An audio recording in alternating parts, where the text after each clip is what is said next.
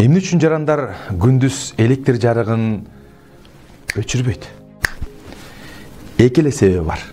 Ал жарандын капчыгы калың же электр энергиясына болгон тариф арзан. Башка себеби жок. Эгерде бизде кошуна өлкөлөрдөй тариф кымбат болсо, анда керектүүчүлөр ар бир киловатты эсептеп, ар бир жарыктандыруучу лампочканы өчүрмөк. Бирок бүгүнкү күндө тескерисинче баары жаркырап күйүп турат. Бир лампочка күйүп турса, эмне болмок эле, болбогон эле тыйын кетет да деген жапайы түшүнүк. Миллион жаранды мындай кой. 100 000 эле жараныбыз бирден лампочкасын бир эле саат күйгүзсүнчү.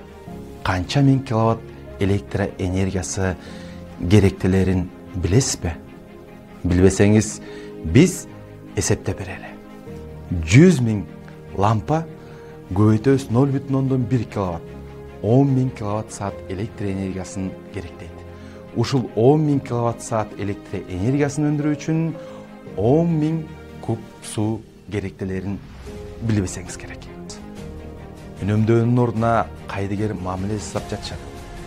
Электр энергиясы кандай кыйынчылык менен келип жатат, аны ойлогон эч ким жок.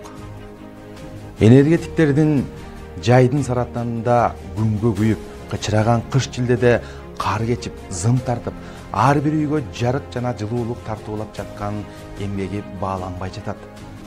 Күз-кыш мезгили өчүрбөй элди үзгүлтүксүз жарык менен камсыздап, ийгиликтүү өттүк. Жаңы конуштарды сапаттуу электр энергиясы менен камсыздап, жаңы көмөк чордондор, райондук электр тармактары курулуп жатат. Жалпысынан алганда, энергетика тармагынын жетекчилеринин аракети мыкты. Табигый шарттарга байланыштуу быйыл кар аз жаап, Токтогул суу сактагычында суунун көлөмү төмөн.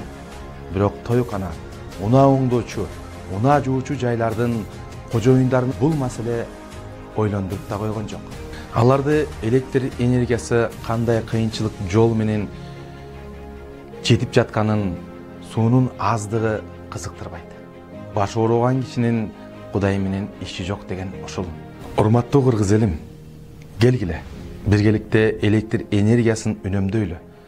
Керек эмес учурда колдонбогон жарыктарды өчүрүүнү унутпайлы. Энергетиктердин биз үчүн жасаган эмгегин баалайлы.